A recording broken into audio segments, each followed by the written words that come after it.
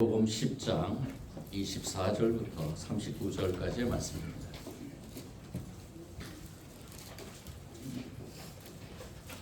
우리에게 이 시간에 주시는 하나님의 말씀입니다. 신약성경 15면 정도에 있는 마태복음 10장 24절부터 39절 말씀을 통해 하나님의 기쁘신 뜻과 또 귀한 시간 하나님의 음성 듣는 저와 여러분이 되기를 원합니다. 먼저 한 절씩 같이 나눠서 교독하겠습니다.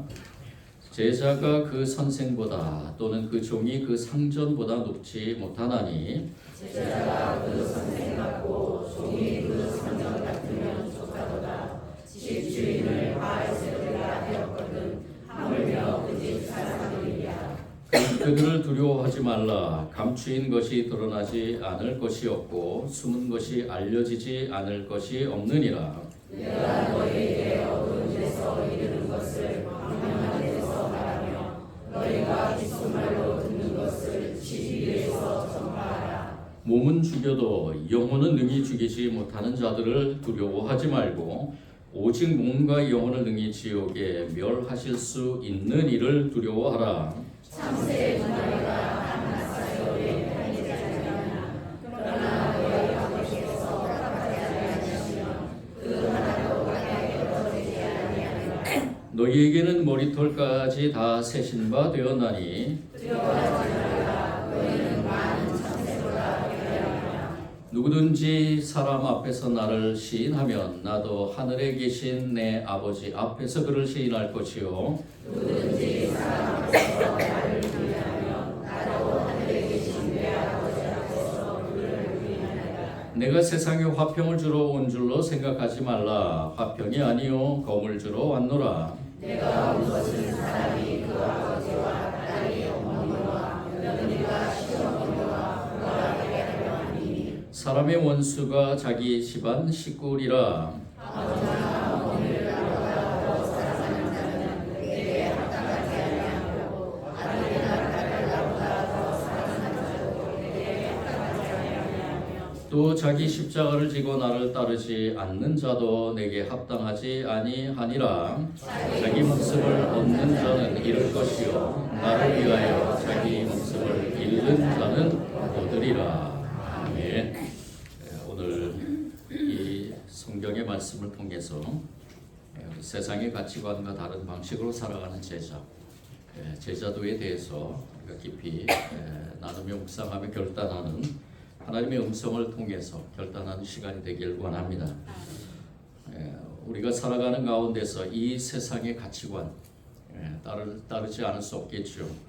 그렇지만 이 세상에 살아가는 동안에 우리가 이 가치관과의 몸부림을 치러야 되는 저와 여러분이 바로 하나님의 제자라는 것 잊지 않고 오늘 이 시간에 말씀을 나눌 때 하나님께서 저와 여러분에게 주신 귀한 삶의 제자의 삶이라는 것이 과연 어떤 것일까? 또 제자의 삶 속에서 우리가 어떻게 이 세상에서 하나님의 그 뜻을 사명을 감당해 나갈 것인가라는 것 참으로 우리에게 중요한 숙제입니다. 왜냐하면 하나님의 백성된 사람들에게는 반드시 하나님께서 원하시는 삶이 있기 때문입니다. 하나님이 원하시는 삶을 저는 제자의 삶이라고 이렇게 고백하고 싶습니다. 장신대의 목회 상담학 교수인 분이 세미나를 하면서 상당히 충격적인 그 주제를 가지고 세미나를 했습니다. 그 세미나의 그 주제가 무엇이었느냐? 바로 종교 중독에 대한 것이었습니다. 이제까지 생각해 보지 못했던 종교 중독, 열심을 내면서 하나님의 일을 하는 사람들에게 또는 마치 사람들이 얘기하기를 너는 교회에서 사냐라고 이렇게 얘기하는 사람들, 종교 중독에 대한 것을 말하면서 그 교수는 뭐라고 얘기하냐면 종교 중독은 인간 내면의 깊은 절망의 표현으로 하나님을 향한 열심을 자신이 집착하는 대상을 통해서 채우려는 시도다라고 이렇게 표현하고 있습니다.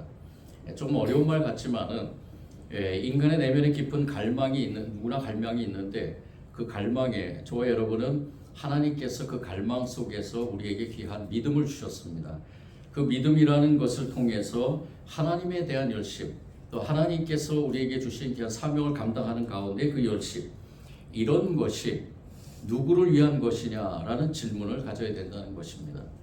이 하나님에 대한 이 사명을 감당하는 것이 나를 집착하게 만든다면 그것은 종교 중독이라는 것입니다. 그래서 더 나아가서는 이 종교 중독자들은 영적 학대를 일으킨다고 합니다. 다음 세대 우리 자녀들에게나 또는 다른 사람들에게 영적인 학대를 가할 수 있다라는 것이죠. 이 종교 중독에 걸리는 것과 그렇다면 제자의 삶이라는 것은 과연 무엇인가? 어떤 차이가 있는 것일까?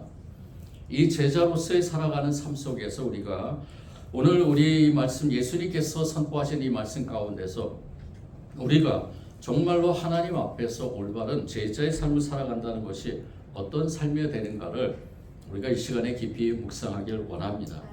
이 제자의 삶, 그래서 리차드 백스터라는 분은 청교도의 유명한 설교가입니다.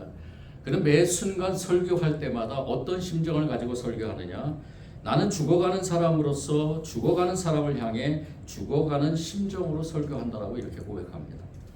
어디에 서 있든지 하나님이 주신 말씀을 선포할 때 이 말씀 가운데서 죽어가는 영혼들이 구원받기를 원하며 또 내 자신이 죽어가는 그러한 그 육체의 그러한 몸이지만은 절대로 나는 죽어가는 것이 아니라 또 다른 무엇인가 새로운 삶을 향해서 즉 하나님이 주신 하나님의 나라의 백성으로 내가 이 설교의 단에 서 있다라는 것입니다. 저도 그런 심정으로 서 있습니다. 우리가 우리의 모든 삶에서 이러한 제자의 삶을 살아간다면은 종교 중독이 아니라 우리의 삶 속에서 하나님의 영광이 나타나고 하나님의 뜻이 이루어지는 그러한 삶이 될 줄 믿는다는 것입니다. 그렇다면 저와 여러분이 제자의 삶을 살아가는 그 모습이 어떻게 돼야 될 것인가? 오늘 예수님께서는 분명하게 제자들에게 선포합니다. 이 12제자를 비롯한 예수님을 따르는 모든 사람들에게 예수님께서는 이 제자도에 대해서 제자의 삶에 대해서 그리고 예수님께서 이제 앞으로 십자가를 지시고 죽으셨지만은 부활하시고 하나님 곁으로 승천해 가신 가운데 그 이후에 예수님 또는 예수님이 보내주신 성령님과의 그 동행하는 저와 여러분 지금 오순절의 절기를 살아가고 있다고 고백하죠. 오순절의 절기를 살아가는 그 제자로서의 삶이 어떤 삶이 되어야 되는가를 예수님께서 일일이 가르쳐주고 있는 것입니다. 오늘 예수님의 그 가르침에서 우리는 세 가지를 깨닫기를 원합니다. 첫 번째는 무엇이냐 바로 두려워하지 않는 삶이 되어야 된다라고 말씀합니다. 오늘 말씀 26절과 그리고 28절과 그리고 29절과 31절에서 예수님은 세 번에 걸쳐서 두려워하지 말라라고 선포합니다. 제자들이 두려워하지 말아야 되는데 이 두려움이라는 것은 과연 어디에서 일어나는 것일까? 우리 인간의 내면에는 다 두려움이 있습니다. 저와 여러분도 다 마찬가지로 두려움이라는 것이 잔재에 있죠. 이 두려움이라는 것에 대해서 우리는 그 두려움을 이겨나가야 되는데 예수님께서 선포하신 것처럼 두려워하지 말라라고 선포한 그 말씀에 우리가 두려워하지 말고 살아야 될 텐데 이 두려움의 대상이라는 것이 무엇인가를 먼저 생각해야 된다는 겁니다. 예수님께서는 이 두려움의 대상 오늘 말씀의 26절 같이 한번 읽어보겠습니다. 시작. 그들을 두려워하지 말라. 감추인 것이 드러나지 않을 것이 없고 숨은 것이 알려지지 않을 것이 없느니라. 여기에서 얘기한 그들이란 누굴까? 인이죠. 인간의 그 표현으로서 그들이라고 표현했습니다. 당시에는 이 그들은 바리새인들을 가르쳤습니다. 예수님께서 예수님에게 직접적으로 예수님의 사역을 방해하며 또 예수님에 대해서 메시아가 아니라 예수님은 한낱 이단의 한 그 사람 우두머리로서 오늘 말씀에 또 나오지만은 바알세불이라고 이렇게 표현할 정도로 유대인들이 우상이라고 여겼던 바알세불의 우두머리라고 표현할 정도로 예수님을 한낱 그런 존재로 인식하고 또 그렇게 이 많은 사람들에게 얘기하고 다녔던 이 바리새인들 그들을 두려워하지 말라는 것입니다. 예수님과 제자들, 예수님을 집주인으로 비유하고 제자들을 그들의 거기에 거하는 사람으로 비유하면서 예수님은 예수님이 그 거하는 그 집에 바알세불의 우두머리로서 그들이 그 예수님을 그렇게 지적하는데 하물며 너희들에게도 조차 그렇게 하지 않겠느냐? 바알세불의 그 우두머리를 추종하는 제자들로서 너희들을 그렇게 인식하지 않겠느냐? 그렇지만은 그들을 두려워하지 말라라는 것입니다. 그리고 두 번째, 무엇에 대해서 두려워하지 말라라고 했냐면요, 28절 말씀에 28절 다 같이 읽겠습니다. 28절입니다. 시작. 몸은 죽여도 영혼은 능히 죽이지 못하는 자들을 두려워하지 말고. 예, 거기까지요. 누구를 두려워하지 말라 그랬습니까? 몸은 죽여도 영혼은 능히 죽이지 못하는 자들을 두려워하지 말라 그랬습니다. 창조 이 하나님께서 하나님의 백성들 제자로 삼은 사람들에게 순교의 그러한 사명을 주실 때가 있습니다. 순교의 자리에 직면한 상황에서도 두려워하지 말라라는 것입니다. 순교라는 그 상황, 또 순교에 대한 이 표적으로서 그들이 그 제자들을 순교하게 만드는 그들, 누군지는 모르지만 그 당시에는 로마의 그러한 압자의 그걸 수도 있고요. 유대의 종교 지도자들일 수도 있고요. 예수님을 못 박은 사람들처럼 제사장들과 바리새인들과 서기관들과 그 당시의 종교 지도자들, 또는 그들에게 호응한 유대인들, 그러한 모든 사람들일 수 있습니다. 상황이나 사람이나 어떠한 것에도 두려워하지 말라라는 것입니다. 내가 그 순교의 자리에 임할지라도 두려워하지 말라라는 것이죠. 그 다음에 세 번째, 무엇에 대해서 두려워하지 말라 그랬느냐? 29절부터 31절입니다. 29절부터 31절 다 같이 한번 읽어보겠습니다. 시작. 한 아싸리 은혜 팔리지 않느냐? 그러나 너희 아버지께서 허락하시지 아니하면 그 하나도 땅에 떨어지지 아니하리라. 너희에게는 머리털까지 다 세신 바 되었나니 두려워하지 말라. 아멘. 무엇에 대해서 두려워하지 말아야 될 것인가? 하나님께서 이 세상을 창조하셨습니다. 이 세상을 창조하신 가운데 이 세상을 하나님께서 섭리해 나가십니다. 하나님의 주권 하에 있는 이 세상입니다. 세상의 시간, 세상의 공간, 세상의 모든 자연 섭리, 세상에 일어나고 있는 모든 일들 가운데서 두려워하지 말라라는 것입니다. 그것이 제자의 삶의 첫 번째, 어떻게 보면 예수님의 제자들이 앞으로 살아가야 될 그 삶에 대해서, 진정한 하나님의 제자로서의 삶에서 두려움이라는 것과의 싸움에서 승리해 나가야 된다는 것입니다. 이러한 싸움에 누가 함께 하시냐가 중요한 것이죠. 누가 함께 하시냐?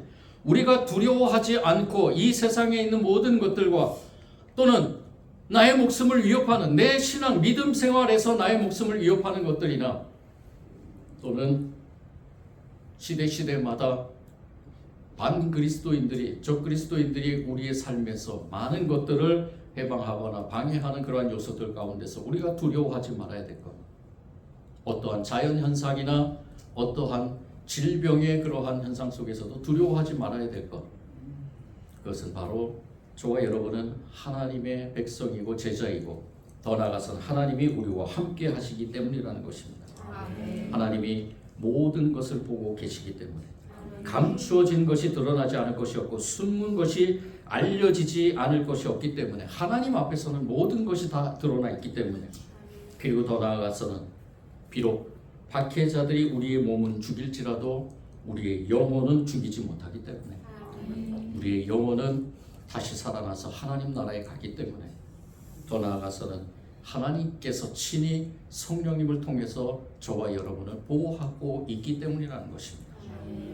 당시의 제자들에게 예수님께서는 이러한 말씀을 선포하면서, 너희들이 진짜 제자이냐? 제자이면 두려워하지 말라라는 것입니다. 여러분들 두려워하지 마시기 바랍니다.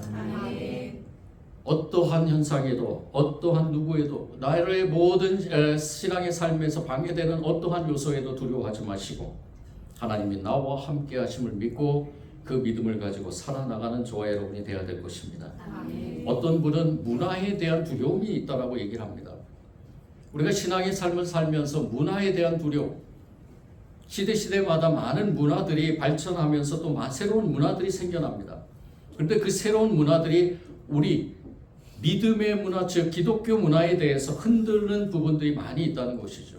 그리고 우리를 비교를 하면서 이 기독교 문화가 지금 현재 일어난 그러한 많은 문화들에 대해서 각자의 그러한 방식으로 비판을 한다는 것입니다. 즉 기독교 문화적으로 산다는 것은 무가치한 것이고, 더 나아가서는 어떻게 보면은 연약한 그러한 사람들만이 살아가는 그러한 문화의 형성이라고 이렇게 얘기를 합니다. 저와 여러분은 그것에 대해서도 두려워하지 말아야 될 것입니다. 우리는 어떠한 시대에 있든지 그 시대마다 하나님의 백성으로서 하나님께서 그 시대적인 사명을 주셔서 그 시대를 이끌어 나가게 하고 그 시대 속에서 제자로서의 삶을 살아가기를 원하신다는 것입니다. 저와 여러분이 살아가는 지금 이 시대, 직접적인 박해는 없어도 우리가 살아가는 그 삶의 현장에서 하나님께서 저와 여러분에게 주신 제자의 삶이 있습니다. 그 제자의 삶이 무엇인가를 저와 여러분은 분명히 알고 있습니다. 왜? 하나님께서는 하나님의 제자들에게는 말씀으로 알려주시기 때문입니다. 우리가 거부하고 우리가 주저하고 우리가 그것에 대해서 생각하면서 나중에 할까요 라고 말하면서 우리의 그 사명의 제자의 삶에서 늦춰지는 것뿐이고, 주님께서는 분명하게 저와 여러분에게 말씀해 주십니다. 그 말씀 가운데서 저와 여러분이 제자로서의 삶을 살아가는데 어떠한 것에도 두려움을 갖지 말아야 될 것입니다. 두 번째는 평화에 대해서 선포합니다. 오늘 말씀 34절입니다. 34절 다 같이 한번 더 읽어보겠습니다. 시작. 내가 세상에 화평을 주러 줄로 생각하지 말라.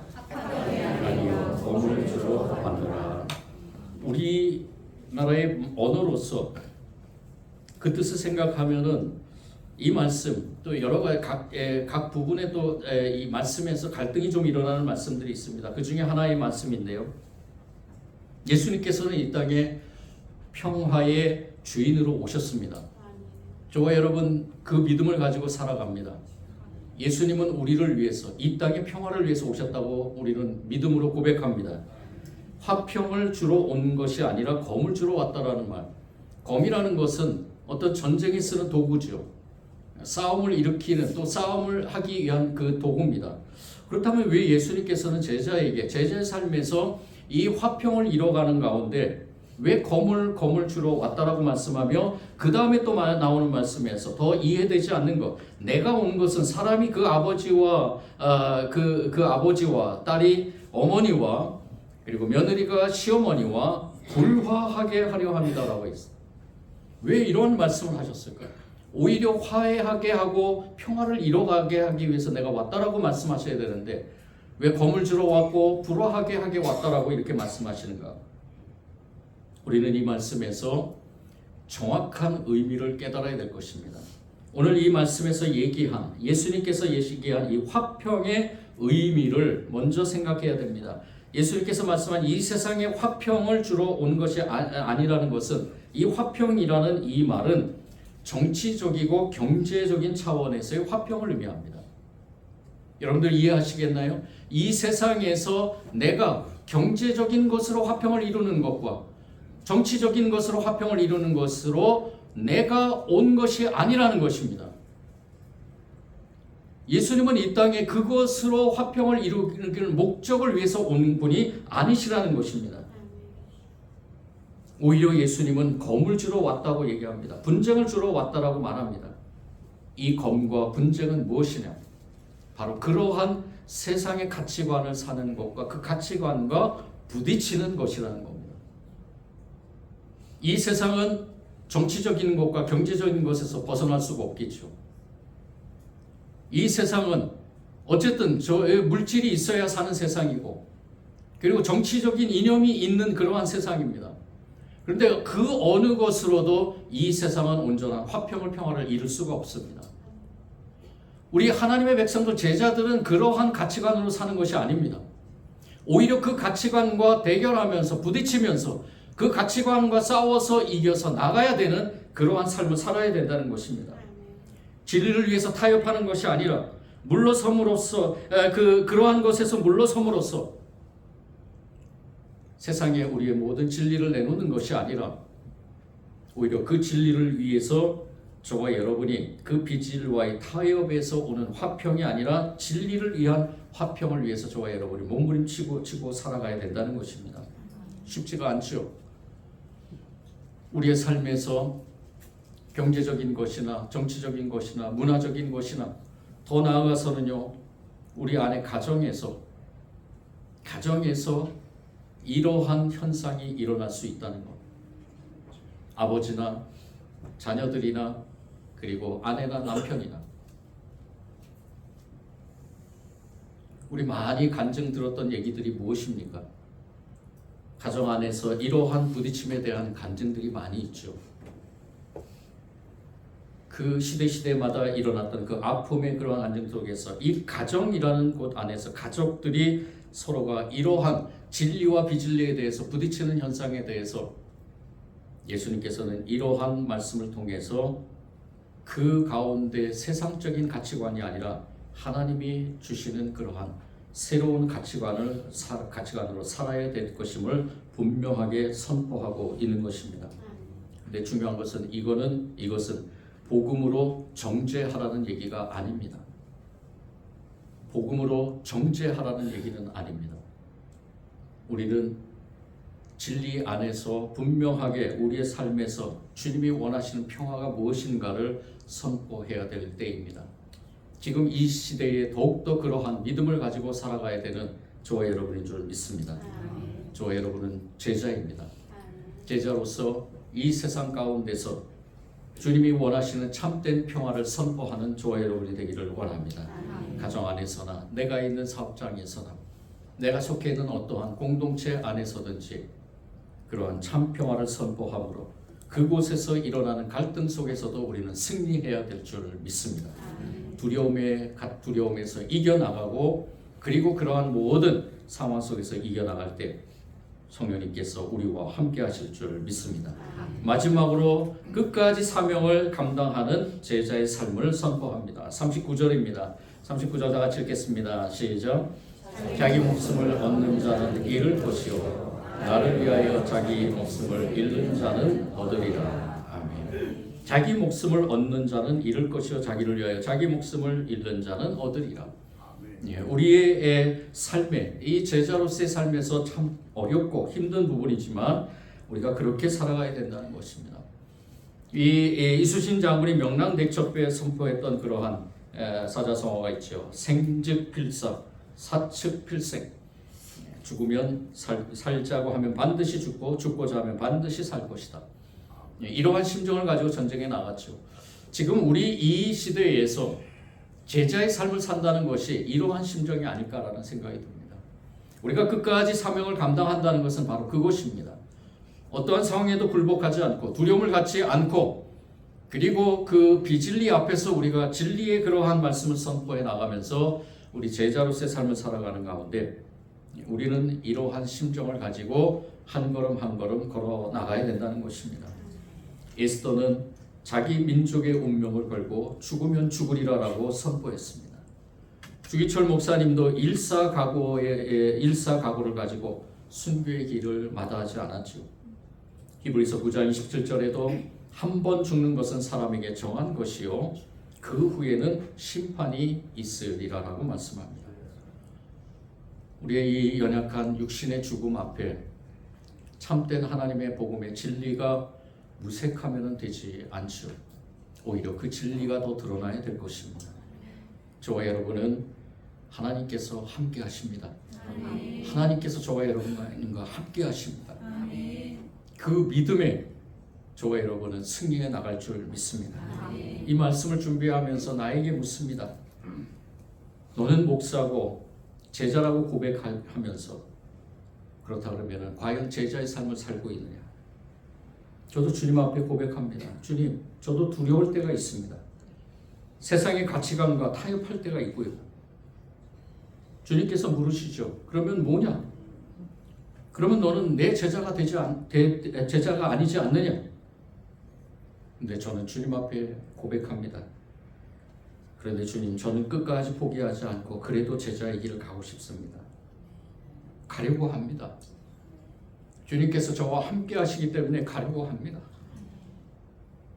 끝까지 저를 책임져 주시길 원합니다. 매 순간순간마다 두려울 때 있고요. 또 세상과 타협함으로 그때 그 깨달음을 가지고 주님 앞에 무릎 꿇을 때가 한두 번이 아닙니다. 그리고 주님께서 원하시는 그 사명의 길을 끝까지 가겠노라고 고백하면서 그 악한 사단의 유혹과 싸울 때가 한두 번이 아닙니다. 너 이제 다 했다. 포기해도 된다. 너 이제 최선을 다했다. 그렇지만 저는 포기하지 않겠습니다.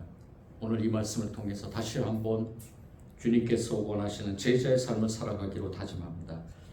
저와 여러분 같이 그렇게 하길 원합니다. 부족하고 연약하지만 주님께서는 저와 여러분과 함께 하십니다.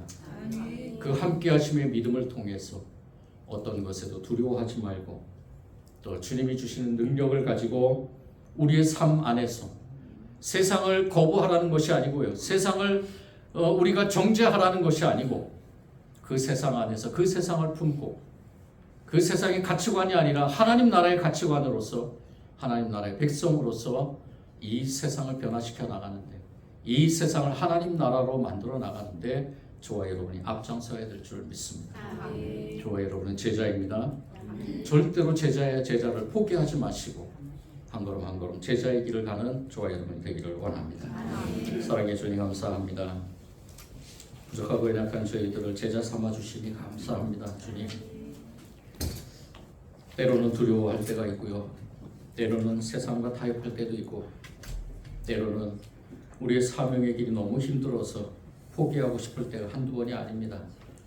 그렇지만 성령님이 우리에게 능력 주시고 힘 주셔서 이렇게 하루하루 주님만 바라보며 사명을 감당하고 있는 줄 믿습니다.